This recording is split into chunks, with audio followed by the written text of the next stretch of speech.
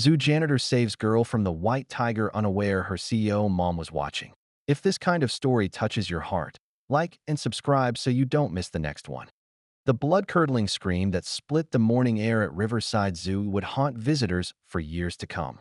But it wasn't the scream that made veteran security guard Marcus Johnson's blood run cold. It was the sudden, terrible silence that followed. Maya Harrington, all of 6 years old with golden curls catching the sunlight, had done what every parent's nightmare begins with. She'd slipped away. One moment she was tugging at her mother's designer blazer, begging for attention, while Sloane Harrington barked orders into her phone about quarterly projections. The next moment, Maya was gone. Mommy busy, Maya had whispered to herself, the way children do when they're tired of being invisible. She'd spotted something white and fluffy through the gaps in the safety fence, something that looked exactly like the stuffed kitten she'd lost last week. Her tiny fingers worked at the loose gate latch with the determination only a toddler possesses. Nobody noticed the gate swing open. Nobody saw the small figure in a pink sundress toddle into the white tiger enclosure. Nobody, that is, except Caleb Rivers. Caleb had been emptying trash cans near the nursery when he spotted the white tiger cub, barely 6 weeks old, squeezed through a gap in the nursery fence. His heart had lurched. Sasha, the mother tiger, was fiercely protective. If she discovered her baby was missing, he'd started toward the nursery to alert the keepers when he saw her. A little girl, no bigger than his own son, crouching in the grass with the cub cradled in her arms like a beloved pet.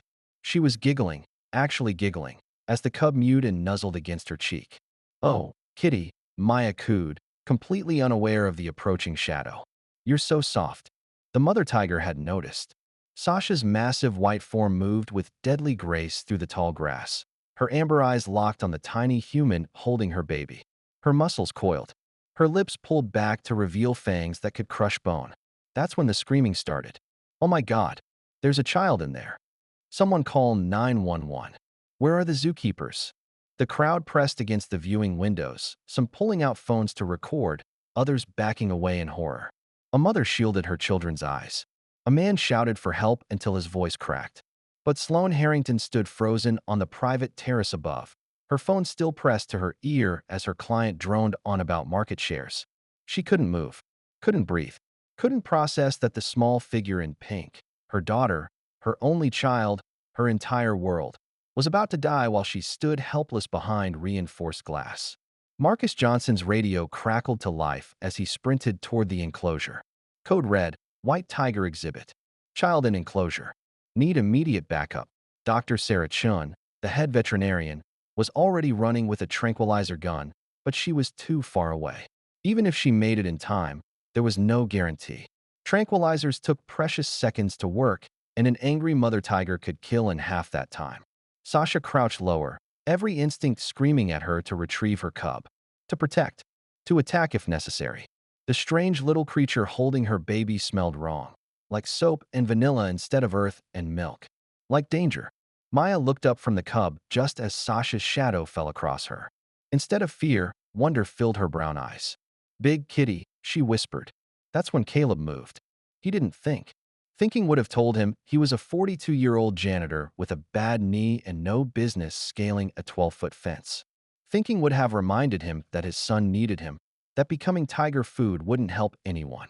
But Caleb Rivers had spent 15 years studying animal behavior before life forced him to trade textbooks for mop buckets. He knew that Sasha wasn't being aggressive, she was being a mother. And mothers, whether human or feline, could be reasoned with. He dropped his cleaning supplies and ran. His work boots found purchase on the chain-link fence as he hauled himself up with strength born of desperation. The crowd's screams grew louder as he swung his legs over the top and dropped into the enclosure, landing hard on the other side. "Sir, get out of there," Marcus shouted through his radio. "We have tranq teams en route." But Caleb was already moving, walking, not running, toward the standoff in the center of the enclosure. Running would trigger Sasha's chase instincts. Running would get them all killed. "Easy, girl," he murmured, his voice barely above a whisper. "I know what you want." Sloane finally found her voice. "Mdwy," she screamed from the terrace, pressing her hands against the glass as if she could somehow reach through it. Her phone clattered to the floor. Someone do something. But someone already was. Caleb approached slowly, his hands visible, his movements calm and deliberate. He'd cleaned Sasha's enclosure every day for 3 years. He'd watched her give birth to this cub. He'd seen her gentle moments and her fierce ones. Right now, she was both. "I see you, Mama," he said softly, stopping about 10 feet away. "I see your baby." Sasha's growl vibrated through the ground, but she hadn't attacked. Yet, Maya, still cradling the cub, looked between the approaching man and the massive tiger with the innocent curiosity of a child who didn't understand death. "Man," she announced, as if introducing them. "Big Kitty." "That's right, sweetheart," Caleb said, never taking his eyes off Sasha. "That's Mama Kitty, and she wants her baby back." Slowly, carefully, he knelt in the grass. The movement made Sasha tense, but she didn't lunge. Instead, she tilted her head, studying him with intelligent amber eyes that seemed to ask, "Are you here to help or to harm?" "I'm here to help," Caleb whispered, as if she'd spoken aloud. The crowd held its collective breath. Security guards positioned themselves at every exit. Dr. Chun raised her tranquilizer gun, finger hovering over the trigger. Sloane pressed her face against the glass, tears streaming down her cheeks as she watched a stranger risk his life for her daughter, the daughter she'd been too busy to protect. And in the center of it all, a janitor, a toddler, and a tiger cub waited to see if love could triumph over instinct. Caleb extended his hand toward Maya. "Can you give the kitty back to her mama?" he asked gently. "She's worried about her baby." Maya looked down at the cub in her arms, then at the massive tiger watching them both. With the simple logic of childhood, she nodded. "Kitty, go home." What happened next would be replayed on news stations around the world, shared millions of times on social media, and remembered as the moment an ordinary man became an extraordinary hero. But for now, it was just a janitor, hoping his instincts were right. Hoping he wouldn't die trying to save a little girl whose mother was watching from above, powerless to help the most important person in her world. Caleb's hands trembled, not from fear, but from the sheer weight of the moment. 3 lives hung in the balance, and he was the only thing standing between tragedy and miracle. "That's it, sweetheart," he murmured to Maya as she took a tentative step toward him, the cub still nestled in her small arms. "Bring the baby kitty here." Sasha's muscles coiled tighter, every fiber of her being screaming conflicting messages. The human cub was approaching with her baby, closer to the strange male, farther from her. Her maternal instincts warred with her territorial ones, creating a dangerous cocktail of unpredictability. Dr. Chen's voice crackled through Marcus's radio. "I have a clear shot, but if I miss..." "Hold your fire," Marcus whispered back, watching Caleb's careful approach. "Let him try." Above them, Sloane had gone completely still. She'd stopped screaming, stopped crying, stopped breathing, it seemed. Her manicured nails dug into the glass as she watched the man she didn't even know risk everything for her daughter. The daughter she'd failed to protect because a conference call seemed more important than a 6-year-old's plea for attention. How did it come to this? She thought desperately. How did I become the mother who loses her child because work comes first? Maya was almost within Caleb's reach now, moving with the fearless curiosity that made toddlers both precious and terrifying. She looked up at him with brown eyes so innocent, so trusting, that his heart clenched. "Man help Kitty?" she asked, extending the cub toward him. "Yes, baby," Caleb whispered, accepting the warm, fuzzy bundle. "I'm going to help the kitty go home." The moment the cub left Maya's arms, everything changed. Sasha's posture shifted from aggressive to anxious.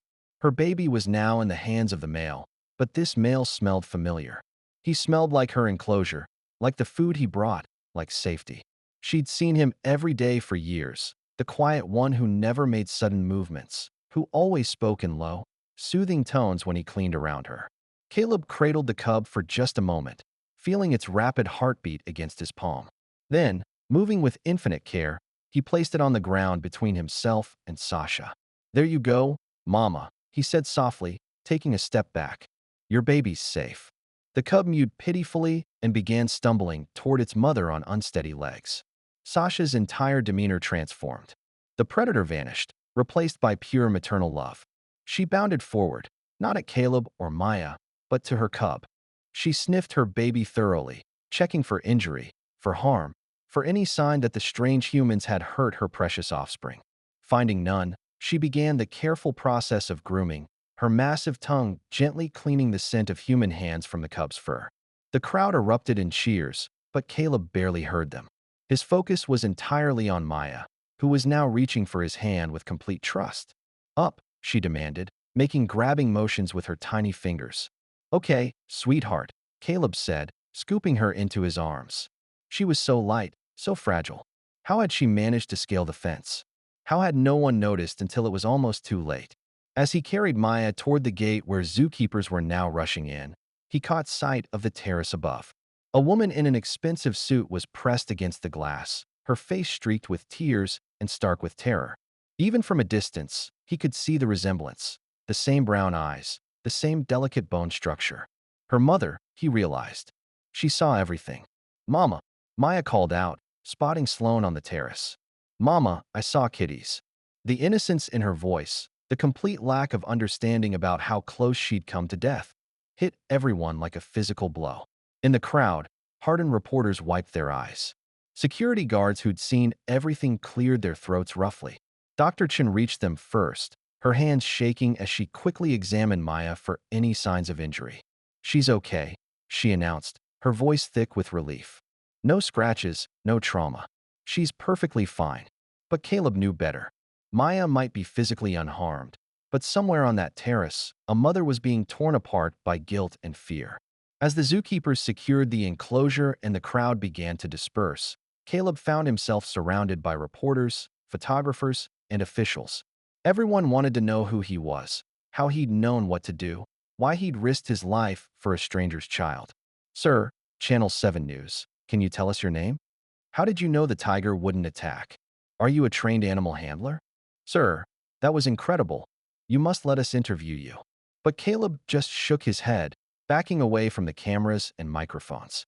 I need to get back to work, he mumbled, his natural shyness overwhelming him now that the adrenaline was fading. Wait, Dr. Chin called after him. Caleb, you can't just walk away. You saved that little girl's life. You need to. I need to check on my son, Caleb interrupted quietly. Tommy gets upset when routines change, and all this commotion. He gestured helplessly at the chaos around them. Dr. Chen nodded, understanding. She'd seen Caleb's 8-year-old son around the zoo many times, a gentle boy with autism who found peace among the animals, just like his father. At least let us escort you out, she offered. The reporters are going to follow you otherwise. Caleb glanced up at the terrace one more time. The woman in the suit was gone, but he could see security guards rushing up the stairs, probably to reunite her with her daughter. He hoped she held that little girl tight. Life was too short and too unpredictable to waste time on anything else. 20 minutes later, as the zoo staff gave their statements and the reporters filed their stories, Caleb Rivers returned to his janitor's closet. He hung up his radio, collected his cleaning supplies, and went back to work as if nothing had happened. But everything had changed. On the terrace above, Sloane Harrington held her daughter with trembling arms, breathing in the scent of her hair, feeling the solid warmth of her small body. Maya chattered excitedly about the nice man and the kitties, completely oblivious to the fact that she'd nearly given her mother a heart attack. I'm sorry, Sloane whispered into Maya's curls, the words inadequate but all she had. Mommy's so sorry, baby. I should have been watching. I should have been listening. But even as she made promises to do better, to be more present, Sloane's mind was racing with questions about the man who'd saved her daughter. Who was he? How had he known what to do? And why had he disappeared the moment cameras appeared? She'd built an empire by finding answers to difficult questions. This wouldn't be any different. What she didn't know was that finding Caleb Rivers would change her life in ways she never could have imagined. That the quiet janitor who'd risked everything for a stranger's child would challenge everything she thought she knew about strength, success, and what really mattered. The rescue was over, but the real story was just beginning. Down in the employee break room, Caleb finally allowed himself to sit down, his hands still shaking slightly from adrenaline.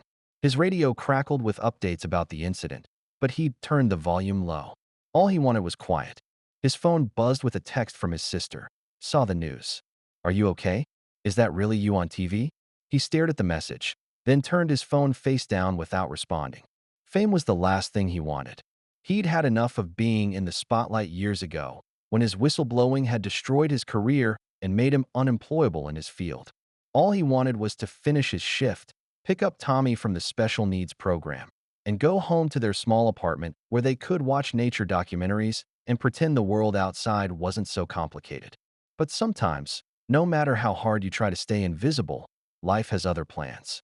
And sometimes, those plans involve a desperate mother with unlimited resources and a determination to find the man who saved her child's life.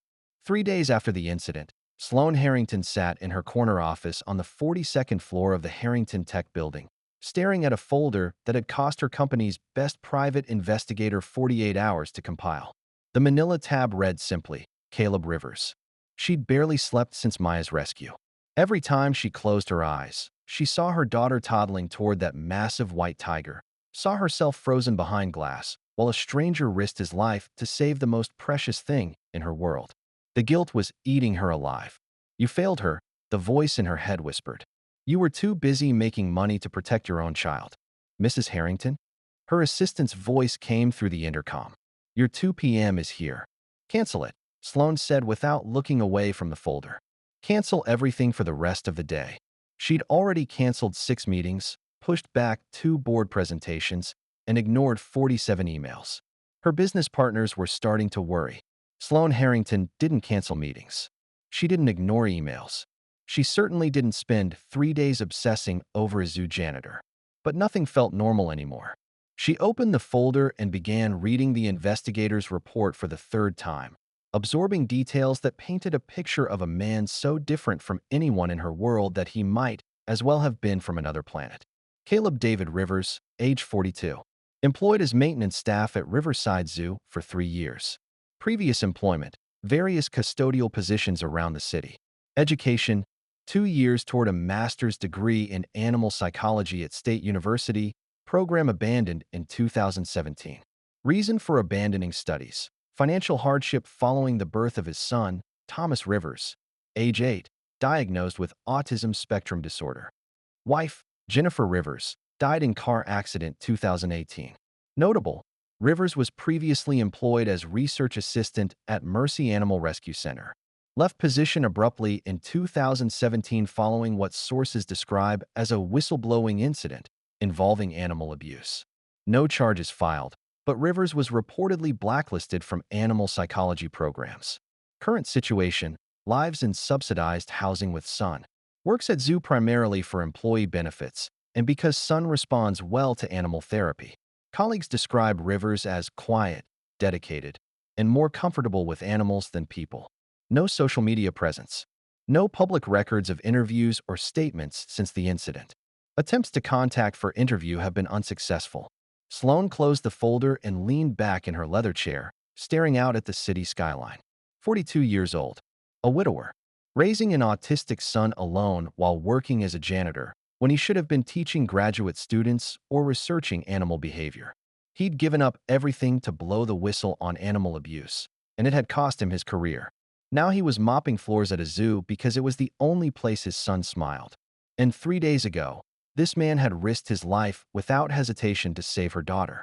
The contrast between his sacrifices and her selfishness was stark enough to make her stomach turn. While she was building an empire and accumulating wealth, he was quietly giving up everything for principles and for love. Her phone buzzed with another urgent email, but she ignored it. For the first time in her adult life, business could wait. She picked up her phone and dialed a number she'd memorized. Riverside Zoo, this is Marcus. This is Sloane Harrington. My daughter was the little girl who was rescued 3 days ago. I need to speak with Caleb Rivers. A pause. Ma'am, I'm sorry, but Caleb isn't taking any interviews, or this isn't for an interview. Sloane interrupted. I need to thank him. Properly. My daughter owes him her life, and I haven't even been able to say thank you. I understand, ma'am, but Caleb's been pretty clear about not wanting any attention. The whole thing really shook him up, and with his son. Please.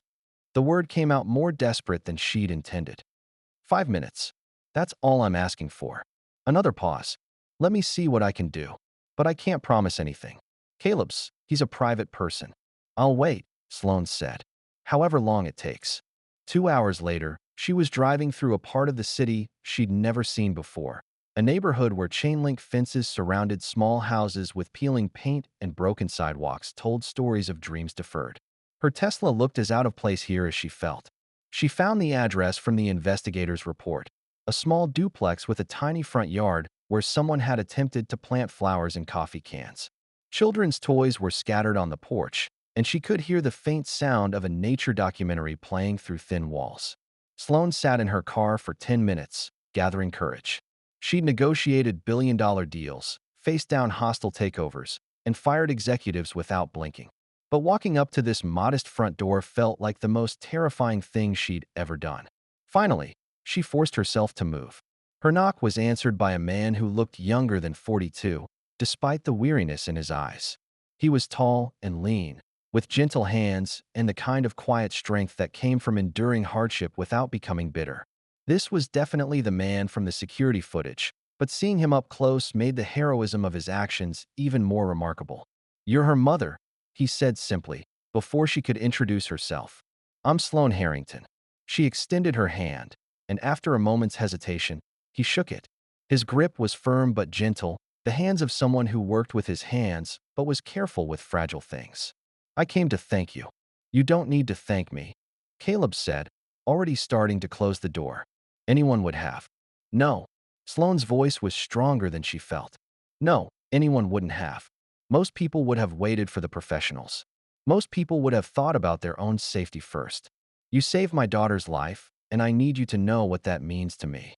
Caleb looked uncomfortable, glancing back into the house, where she could hear a child's voice narrating along with what sounded like a wildlife documentary. "She's okay?" he asked. "Your daughter? No nightmares, or—" "She's fine. She talks about the nice man and the kitties constantly. She has no idea how close." Sloane's voice broke slightly. "She has no idea, and that's because of you." They stood there for a moment, the weight of unspoken emotions hanging between them. Finally, Caleb stepped aside. "Would you like to come in? I have coffee. Or, well, it's just instant, but—" "Coffee sounds wonderful," Sloane said, stepping into a world so different from her own that it took her a moment to adjust. The living room was small but immaculately clean, with secondhand furniture arranged around a modest television. The walls were covered with nature posters and photographs of animals, many clearly taken at the zoo. Children's books about wildlife were stacked on every available surface, and puzzle pieces depicting various animal habitats were scattered across a card table. "Tommy," Caleb called softly. "We have a visitor." A boy appeared from the hallway, small for 8, with his father's gentle eyes and an intensity that spoke of a mind that saw the world differently.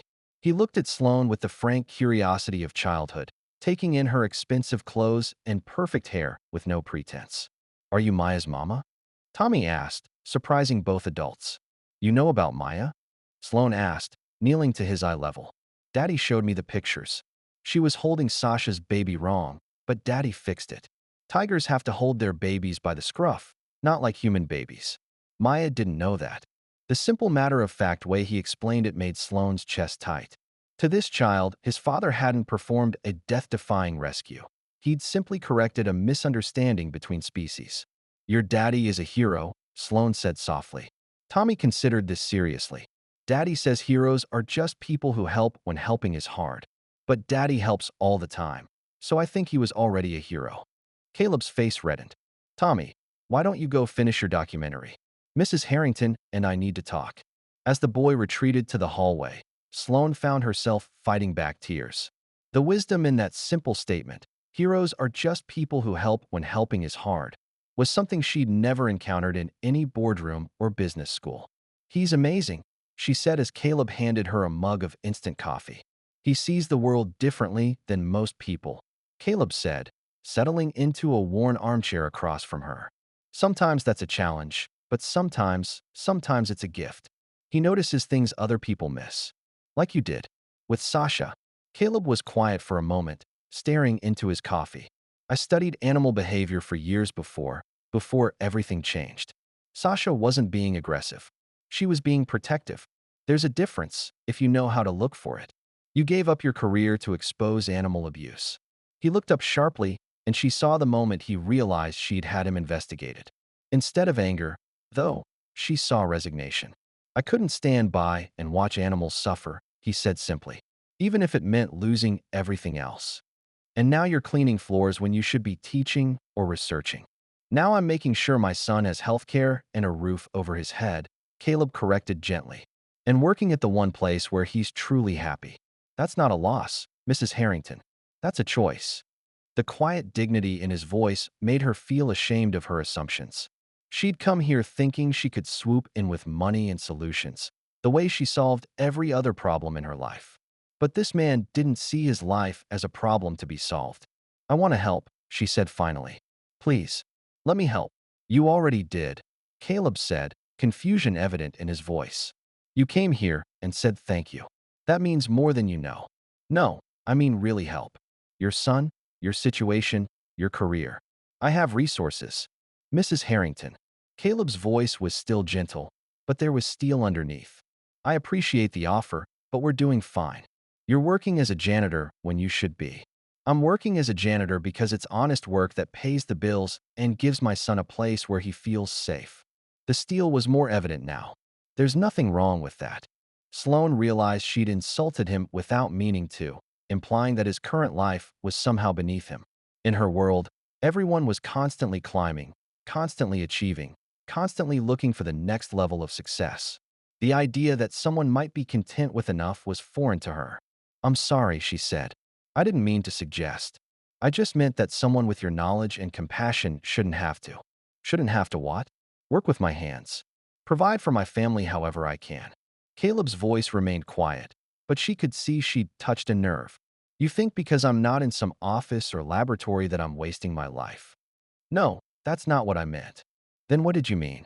The question hung in the air between them, challenging everything she thought she knew about success and failure, about what mattered and what didn't. She thought about the last 3 days, how her million-dollar deals had felt meaningless while she obsessed over finding this man. How her corner office and designer clothes felt like a costume when faced with his genuine humility. I don't know, she admitted finally. I thought I did, but I don't know. Something in her honesty seemed to reach him because his expression softened. Mrs. Harrington, I can see you love your daughter very much. And I can see you're struggling with what happened. But you don't owe me anything. Maya's safe, and that's all that matters. But I failed her. The words burst out before she could stop them. I was standing right there, and I was on a phone call about quarterly projections while my daughter nearly died. What kind of mother does that make me? Caleb was quiet for a long moment, studying her face. When he spoke, his voice was gentler than she deserved. The kind who's human, he said simply. The kind who makes mistakes and learns from them. The kind who drives across the city to thank a stranger because she knows what really matters. His kindness was almost harder to bear than his earlier coolness.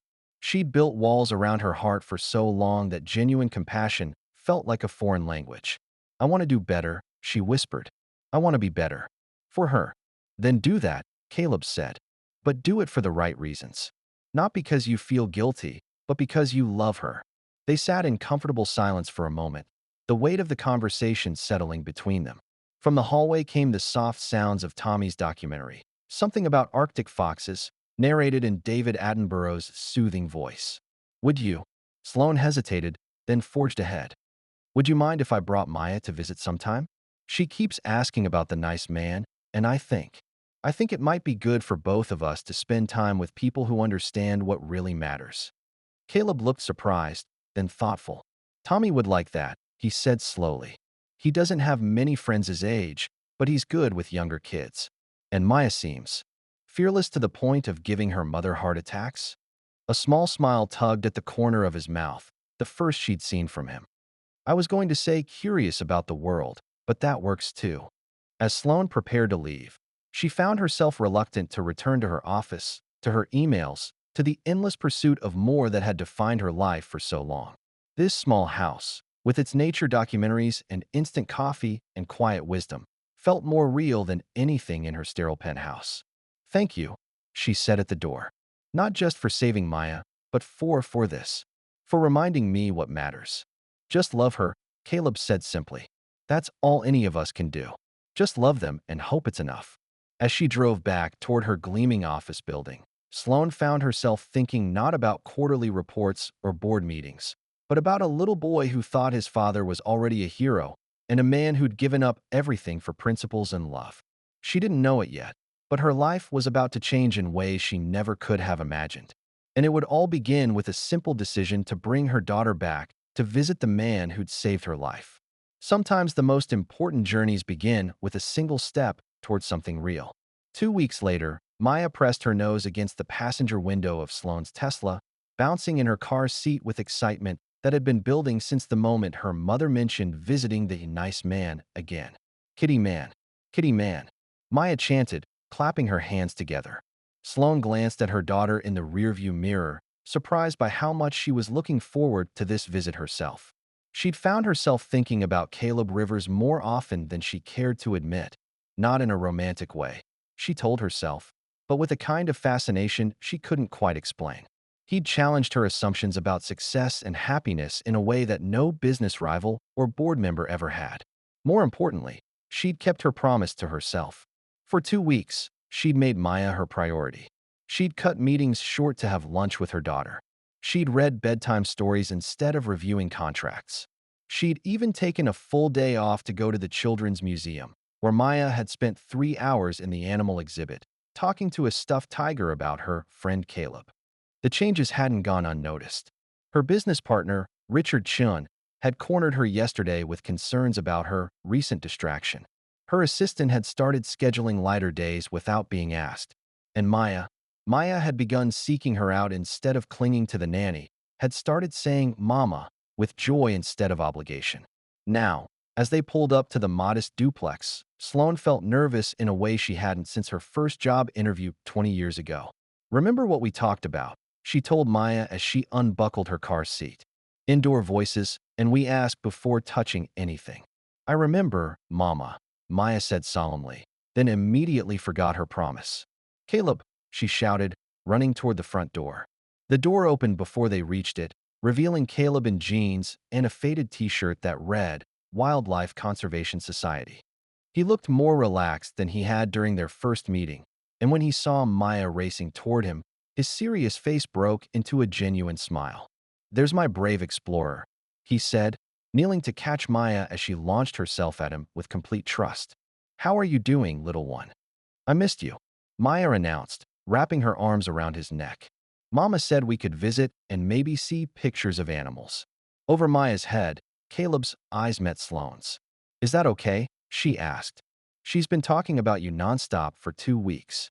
"Of course it's okay," Caleb said, standing up with Maya still in his arms. "Tommy's been looking forward to it too. He's been organizing his animal fact books all morning."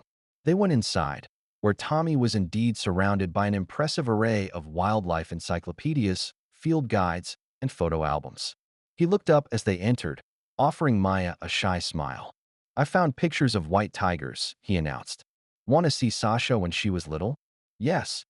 Maya wiggled out of Caleb's arms and plopped down beside Tommy, immediately absorbed in the photo album he'd prepared.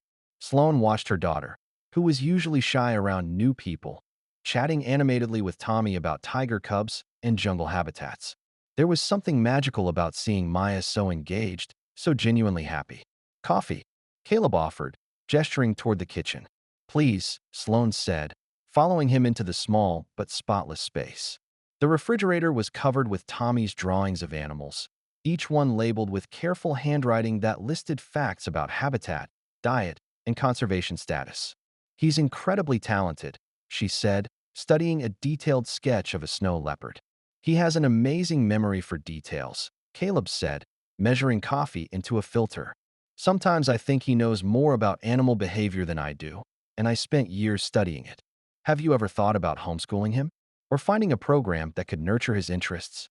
Caleb paused, his hand stilling on the coffee pot. "Mrs. Harrington." "Sloane." "Please."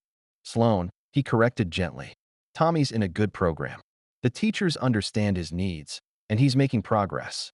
But imagine what he could accomplish with resources specifically designed for gifted children with autism. There are programs that cost more than I make in a year," Caleb finished quietly. "I know what's out there. I've researched every option. But wanting something and being able to afford it are two different things." The frustration in his voice was carefully controlled, but she heard it anyway. She'd done it again, assumed that money could solve everything, that he simply hadn't thought of the obvious solutions. "I'm sorry," she said. "I keep putting my foot in my mouth." "You care about kids reaching their potential," Caleb said, pouring hot water over the coffee grounds. "There's nothing wrong with that. But sometimes the best we can do is love them where they are and help them grow at their own pace."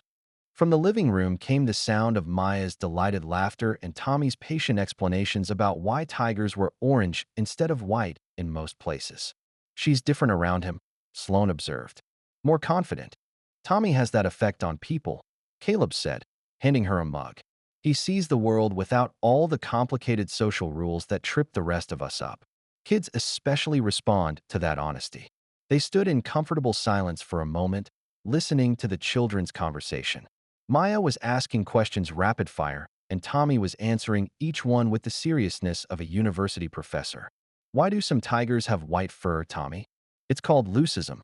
It's different from albinism because they still have some pigment in their eyes and skin. White tigers are really rare in the wild, but Sasha's family has the gene for it." "Are white tigers magic?" A pause. "No, Maya. But they're special because they're different, and being different can be really important for helping animals survive in different places." Sloane felt her throat tighten. The gentle way Tommy explained complex concepts to her 6-year-old, never talking down to her, but making sure she understood, it reminded her of how Caleb had spoken to Maya during the rescue, treating her like a whole person deserving of respect and explanation. "He's going to be an amazing teacher someday," she said softly. "Maybe," Caleb said. "Or maybe he'll be a researcher, or work directly with animals, or find some path we haven't even thought of yet.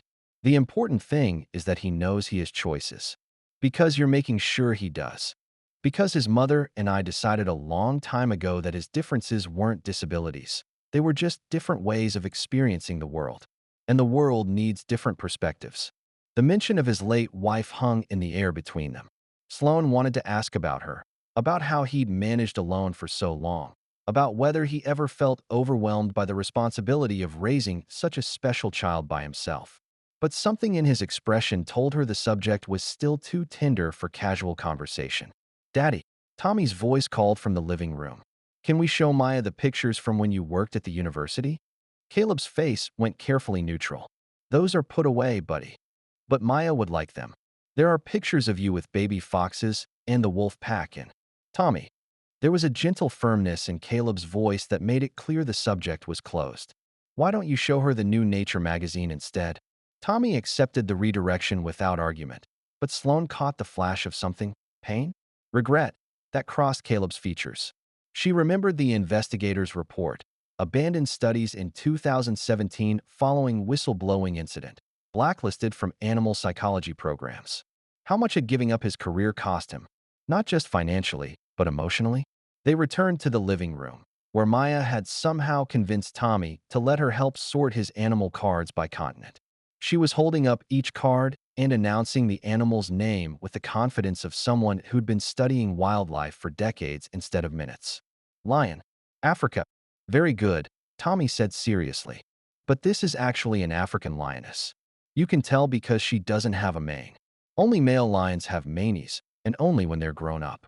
Like how Daddy has hair on his face, but I don't." Exactly like that. Sloane found herself settling onto the couch, drawn into their innocent world where complex scientific concepts were as natural as breathing. She pulled out her phone to capture a photo of Maya, and Tommy bent over the cards together, then stopped. When was the last time she'd been present for a moment instead of documenting it? When had she last simply enjoyed her daughter's company without thinking about sharing it on social media or using it to prove something to someone? She put the phone away and just watched. An hour passed without her noticing. Maya and Tommy had moved on to building a habitat for his stuffed animals using couch cushions and throws. Caleb had joined them on the floor, his long frame folded impossibly as he helped construct what was apparently meant to be an Arctic tundra. "The polar bears need ice," Maya declared, draping a white sheet over a stack of pillows. "That's perfect," Tommy said. "And see how we made the den? Baby polar bears are born in dens like this, and they stay with their mama for almost 3 years. 3 years is a long time," Maya said thoughtfully. "Not for polar bears," Tommy explained. "They have to learn a lot of things to survive in the Arctic. Their mamas teach them how to hunt and swim and find food. Like how my mama teaches me things. Exactly like that. Sloane felt tears prick her eyes. What was she teaching Maya? How to schedule meetings. How to prioritize profit margins over people. How to be too busy for the moments that actually mattered. Mama, come help. Maya called, noticing her sitting alone on the couch. We need someone to be the mama polar bear. Before Sloane could protest that she didn't know how to pretend to be a polar bear, she found herself on the floor with the others, crawling around the makeshift Arctic while Maya and Tommy directed their wildlife documentary with the seriousness of seasoned filmmakers. Now the mama bear has to teach the cubs to hunt, Tommy instructed. Sloane, you have to show Maya how to catch seals. I don't know how polar bears catch seals, Sloane admitted. That's okay, Maya said generously. I don't know either. Tommy will teach us. And he did, with patience and enthusiasm that would have made any teacher proud. He explained about breathing holes in the ice, about the incredible patience required for hunting, about how mother bears shared their knowledge to ensure their cubs' survival.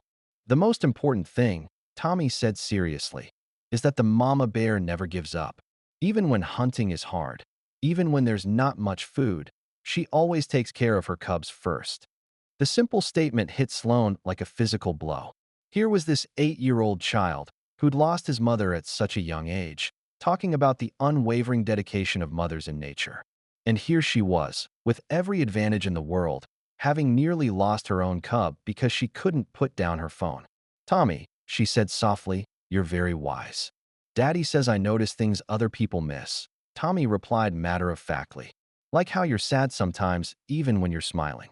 The observation was so unexpected, so quietly perceptive, that Sloane found herself speechless.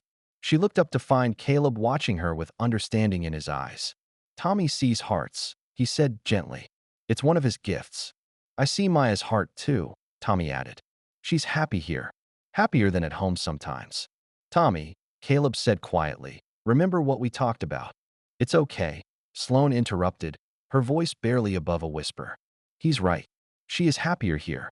You both are giving her something I don't know how to give her. What's that? Caleb asked. Presence, Sloane said. Full attention. The feeling that she's the most important thing in the room.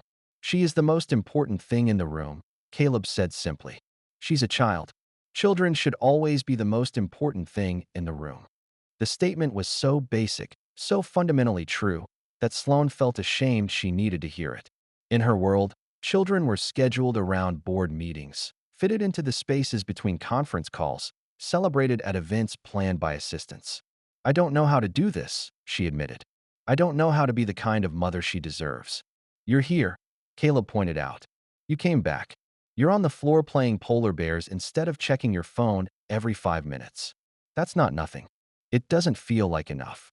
It never does, Caleb said softly. That's what makes you a good mother. The worry, the wanting to do better, that's love, Sloane. Maya feels that, even when you think you're failing. Mama, Maya's voice interrupted their conversation. She'd crawled over and was now sitting in Sloane's lap, looking up at her with those enormous brown eyes. I love you. I love you too, baby, Sloane whispered, holding her daughter close. So much.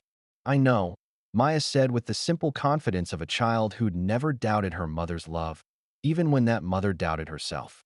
Can we come back tomorrow?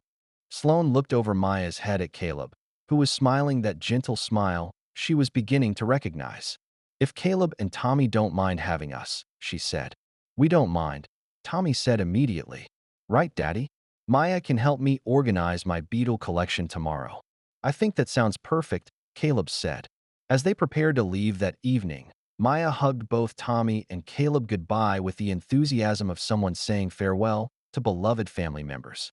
Sloane found herself hesitating at the door, reluctant to return to her empty penthouse and the stack of contracts waiting on her desk. Thank you, she said to Caleb. For today, for your patience with us, for showing me what this looks like. What looks like? Family, she said simply. Real family. The kind that isn't scheduled or planned or managed, but just is. Caleb was quiet for a moment, and she wondered if she'd overstepped again. But when he spoke, his voice was warm. You're welcome here anytime, he said. Both of you. Tommy doesn't get many visitors, and having you here, it's good for him too. Good for him how. He sees how different families can be, Caleb said. He sees that love comes in lots of forms, and that people can care about each other even when they're not blood relatives. As they drove home, Maya fell asleep in her car seat, exhausted from her day of learning and playing. Sloane glanced at her in the rearview mirror, seeing peace in her daughter's face that had been missing for too long. Her phone buzzed with a text from Richard. Board meeting moved to 7 a.m. tomorrow. Need your input on the Morrison deal. Instead of the familiar spike of adrenaline, Sloane felt only weariness. Tomorrow she would return to her glass office and her endless meetings, but something fundamental had shifted. She'd been given a glimpse of a different way of living, a different set of priorities. And for the first time in her adult life, she found herself questioning whether the empire she'd built was worth the childhood she was missing. The answer, she was beginning to realize, might change everything. But change, she was learning, sometimes came disguised as a quiet janitor who saw the world through the eyes of love instead of ambition. And sometimes, if you were very lucky, that change came with an 8-year-old boy who could see hearts and a 6-year-old girl who reminded you that the most important things in life couldn't be scheduled or managed, they could only be lived. 3 weeks into what had become their regular visits, Sloane's carefully constructed world came crashing down in the span of a single morning. She was in Caleb's kitchen, helping Tommy make sandwiches for their planned picnic at the zoo's employee area, when her phone rang. The caller ID showed Richard Chun, her business partner, and something in the urgency of the ringtone made her stomach clench. I need to take this, she told Caleb apologetically, stepping onto the small back porch. Sloane, thank God. Richard's voice was strained. Have you seen the news this morning? No, why? What's wrong? It's about your zoo janitor. Someone leaked security footage from 3 weeks ago, and the story's gone viral. But it's not good, Sloane. They're spinning it as him endangering the tiger. The phone slipped in Sloane's suddenly sweaty palm. What are you talking about? Caleb saved Maya's life. I know that, but the footage is edited. It makes it look like he provoked the tiger, like his presence made the situation more dangerous. Channel 7 is running it as their lead story. Zoo employee recklessly endangers child and endangered species. Through the kitchen window, she could see Caleb laughing as Tommy explained something to Maya with animated gestures. The normalcy of the scene felt surreal against Richard's words. Who would do this? She whispered. We're still investigating, but Sloane, there's more. Someone's connected you to him. There are photos of you visiting his house, speculation about your relationship with a zoo employee. The board is in emergency session. They're concerned about the company's image, about your judgment. My judgment. The words came out sharper than intended. A billionaire CEO getting involved with a man who's now being accused of animal endangerment? The optics are terrible. Margaret Harrison is already calling for a vote of no confidence. Margaret Harrison. Sloane's stomach dropped further. The steel-haired board member had been looking for an excuse to challenge Sloane's leadership for years, claiming the company needed more experienced guidance and less emotional decision-making. This is insane, Sloane said. Caleb is a hero. He saved my daughter. I believe you, but that's not the story that's being told. And Sloane, they found out about his past. The whistleblowing incident, the animal abuse allegations he made. They're painting him as someone with a vendetta against animal facilities. Because he tried to protect animals from abuse. Because he was discredited and blacklisted. Because he lost his career and now works as a janitor. The narrative writes itself. Bitter ex-researcher endangers animals for attention. Sloane closed her eyes, feeling sick. She could already see how it would play out in the media, how Caleb's quiet heroism would be twisted into something sinister. What do you need me to do? She asked, though she already knew the answer would break her heart. Distance yourself. Immediately. Issue a statement saying you were grateful to the zoo employee, but that you don't condone his reckless actions. Make it clear this was a chance encounter, not an ongoing relationship. Richard. Sloane, listen to me. Margaret Harrison has the votes. If you don't handle this exactly right, you're going to lose everything. The company, your position, your legacy, everything you've built. Through the window, she watched Maya climb onto Tommy's lap as he showed her pictures in one of his nature books. Caleb was cleaning up their lunch preparations with the efficient movements of someone used to taking care of everything himself. These people had become her sanctuary, her reminder of what really mattered. And now she was being asked to betray them to save her corporate empire. I need time to think, she said. You don't have time. The story's breaking bigger every hour. By this afternoon, every news outlet in the city will be running it. You need to get ahead of this now. I'll call you back, Sloane said, ending the call before Richard could protest. She stood on the small porch, looking out at the tiny backyard where someone had planted vegetables in neat rows. Everything here was real, honest, grown with patience and care. Everything in her corporate world was manufactured, manipulated, designed for maximum impact and profit. Sloane. Caleb's voice made her turn. He was standing in the doorway, concern evident in his eyes. Is everything okay? I. She started, then stopped. How could she explain that forces beyond their control were about to destroy the peace they'd found here? Mama, Maya's voice called from inside. Tommy wants to show us the baby birds. Just a minute, sweetheart, Sloane called back, her voice artificially bright. Bad news. Caleb asked quietly. She looked at him. This gentle man who'd risked his life for her daughter, who'd opened his home to them, who'd shown her what love looked like when it wasn't scheduled or managed or complicated by ulterior motives. Someone leaked footage of the rescue, she said finally. They're trying to make you look like the villain. Caleb went very still. What kind of footage? Edited security video. They're saying you endangered Maya and Sasha, that you acted recklessly. I see. His voice was calm, but she saw his hands clench at his sides. There's more.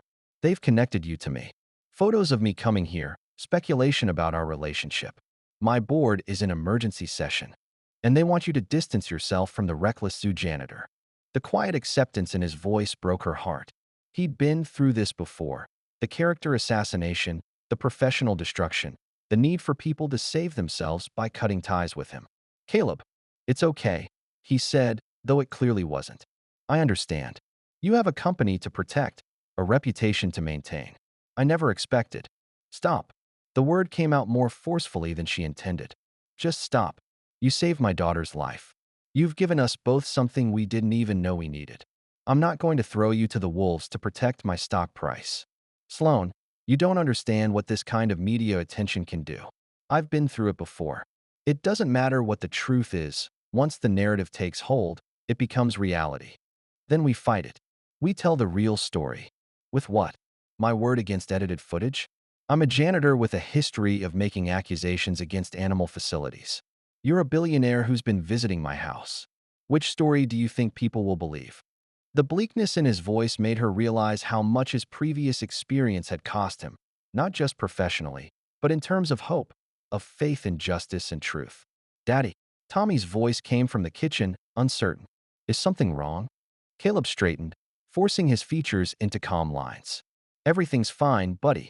Just grown-up talk. But Tommy wasn't fooled. His perceptive eyes moved between his father and Sloane, reading the tension in the air.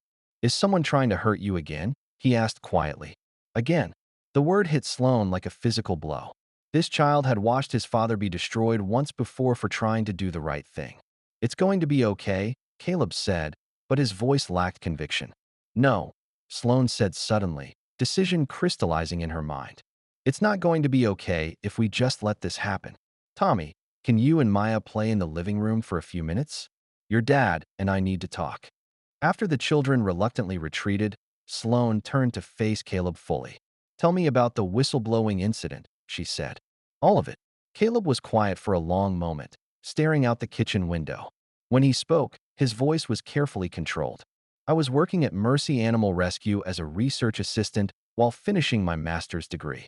It was supposed to be a rehabilitation facility for injured wildlife, but I started noticing things. Animals that should have been improving were getting worse. Medications that were supposed to be administered weren't being given. Enclosures that were supposed to be cleaned daily were filthy. What did you do? At first, I tried working within the system. I talked to my supervisor, filed reports, followed proper channels. But nothing changed. If anything, the conditions got worse. So you went public. I documented everything. Photos, video, detailed reports. I took it to the state wildlife agency, to the media, to anyone who would listen. His jaw tightened. What I didn't realize was that the facility director had connections, political connections, media connections, financial connections. They discredited you. They destroyed me. Suddenly, I was a disgruntled employee with mental health issues. My documentation was called fabricated. My professors at the university were pressured to distance themselves from me. I was painted as unstable, unreliable, dangerous to be around animals. But the animals, what happened to them? That's the worst part. A few months after I was discredited and blacklisted, there was an outbreak of disease at the facility. Dozens of animals died because of the unsanitary conditions I'd been trying to expose. But by then, I was yesterday's news. No one connected my warnings to what happened. Sloan felt sick. And your career? Gone. No university would accept me into their program. No research facility would hire me. No one in animal psychology would work with me. I'd been marked as a troublemaker, and in academia, that's a death sentence.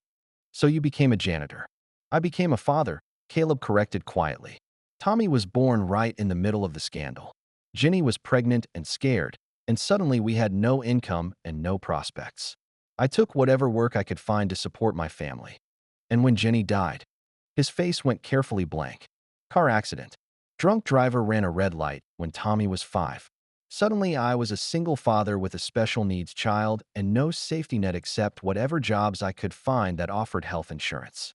The magnitude of what he'd endured, what he'd sacrificed for principles, for love, for doing the right thing, left Sloan speechless.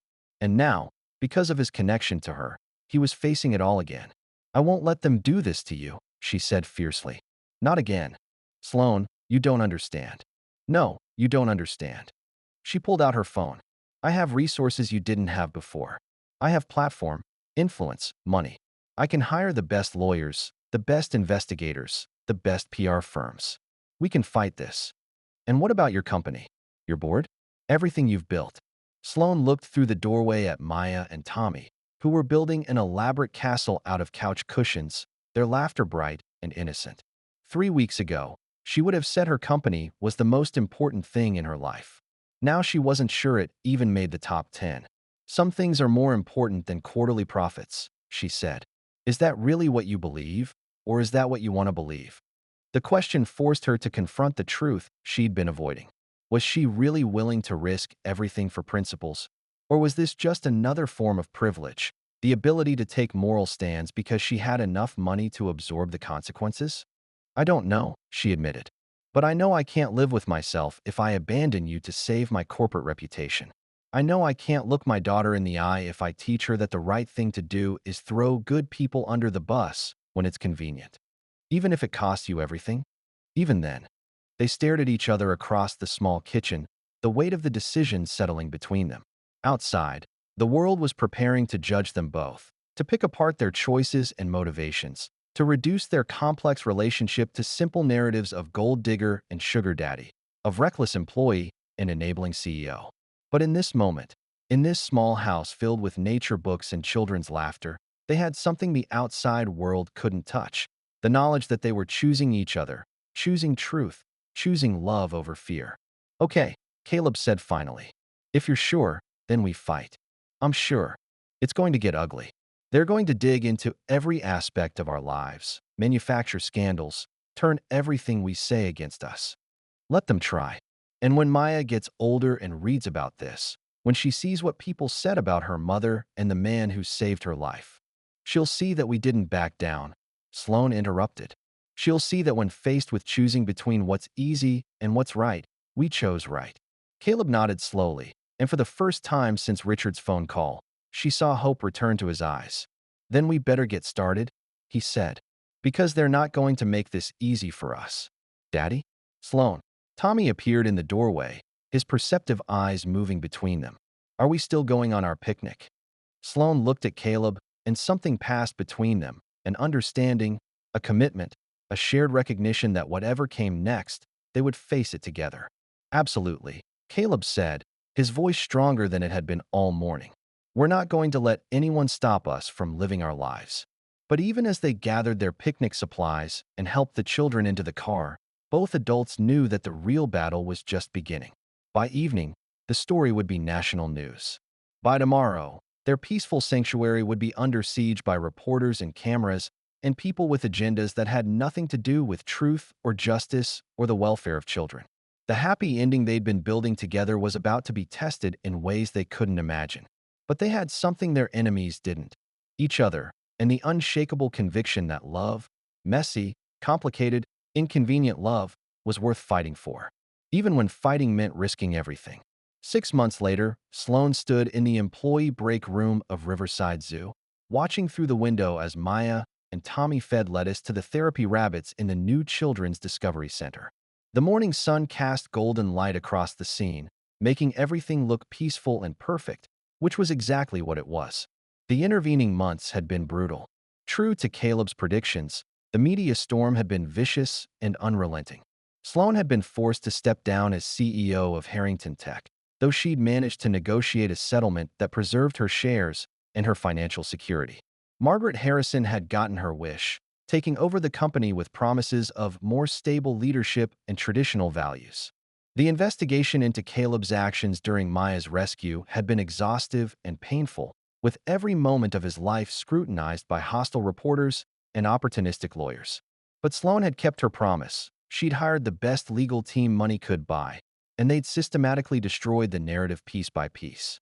The edited footage had been exposed as a deliberate manipulation by a disgruntled board member of the zoo's parent corporation, someone who'd seen an opportunity to create scandal for reasons that had nothing to do with animal welfare or child safety. The real security footage, shown in its entirety, revealed exactly what everyone who'd been there already knew. Caleb Rivers was a hero who'd saved a little girl's life. More importantly, the investigation had led to a broader inquiry into the animal abuse case that had destroyed Caleb's career years earlier. With Sloane's resources backing him, investigators had finally uncovered evidence that vindicated everything he'd tried to expose. The facility director was now facing federal charges, and several politicians who'd helped cover up the scandal were under investigation. Penny for your thoughts? Caleb's voice interrupted her reverie. He emerged from the small office that had become his domain since being promoted to director of educational programs, a position Sloane had quietly helped fund through a substantial donation to the zoo. Just thinking about how different everything is now, she said, accepting the cup of coffee he offered. Real coffee this time, from the machine she'd anonymously donated to the staff break room. Different good or different complicated? Different perfect, she said, surprising herself with the certainty in her voice. And it was perfect in ways she never could have imagined. Losing her corporate position had been devastating at first. The identity she'd built her entire adult life around was gone, along with the power and prestige that had defined her. But in its place, she'd found something she'd never had before: purpose that had nothing to do with profit margins. The Harrington Foundation for Children's Education now funded innovative programs for gifted children with special needs. The Maya Rivers Institute for Animal Therapy, named after both their children, was pioneering research into how interactions with animals could help kids like Tommy reach their full potential. And Caleb, finally back in his element, was designing curriculum that made complex scientific concepts accessible to children of all abilities. The reporters are gone, Caleb observed, gesturing toward the parking lot where media vans had been a constant presence for months. Most of them, Sloane agreed. Though I think Channel 7 is still hoping we'll announce our engagement or have a dramatic breakup they can cover. Caleb's eyes sparkled with mischief. We could give them something to talk about. Before Sloane could ask what he meant, he was down on one knee in the middle of the break room, pulling a small velvet box from his pocket. Caleb Rivers, what are you doing? She whispered, though her heart was already racing with hope and joy and the kind of love she'd thought only existed in movies. Something I should have done months ago, he said, opening the box to reveal a simple but beautiful ring. Nothing flashy or ostentatious, just a classic solitaire that caught the light like captured starfire. Sloane Harrington, you saved my life in ways you'll never understand. You believed in me when no one else would. You gave up everything to stand by my side. You've made Tommy happier than I've ever seen him, and you've shown Maya what it means to fight for the people you love. Tears were streaming down her face now, and she didn't care who might see them. You've taught me that real strength isn't about being right or being in control, he continued. It's about choosing love even when it's difficult, even when it costs you everything you thought you wanted. Sloane, will you marry me? Yes, she whispered, then louder. Yes, of course, yes. As he slipped the ring onto her finger, she could hear cheering from outside. Through the window, she saw that their proposal had attracted an audience, zoo staff, visiting families, and yes, even a few reporters who'd apparently been lurking nearby. But she didn't care about any of them. All that mattered was Caleb's arms around her, his lips on hers, and the sound of children's laughter as Maya and Tommy came running to see what all the excitement was about. "Are you and Daddy getting married, Sloane?" Tommy asked with his characteristic directness. "We are," she said, kneeling to his level. "How do you feel about that?" Tommy considered the question with the seriousness he brought to all important matters. "Will you still help me with my animal research projects?" "Always." "Will Maya still come over for dinner and movie nights?" "Every week." "Will we still be a family?" "The best kind of family," Sloane promised. "The kind that chooses to love each other every single day." "Then I think it's good," Tommy announced. "Maya, what do you think?" Maya, who'd been watching the proceedings with wide eyes, suddenly launched herself at both Sloane and Caleb, wrapping her small arms around both of them. "I think we should have cake," she declared. "And maybe get a puppy." "We'll discuss the puppy," Sloane laughed, holding her daughter, because Maya was her daughter now, in every way that mattered, close to her heart. As they walked outside together, a small crowd had gathered. Zoo visitors were taking pictures, staff members were congratulating them, and yes, there were reporters shouting questions. But for once, Sloane didn't mind the attention. If you made it to the end, please like the video and subscribe to our channel. It truly means the world to us. See you in the next one.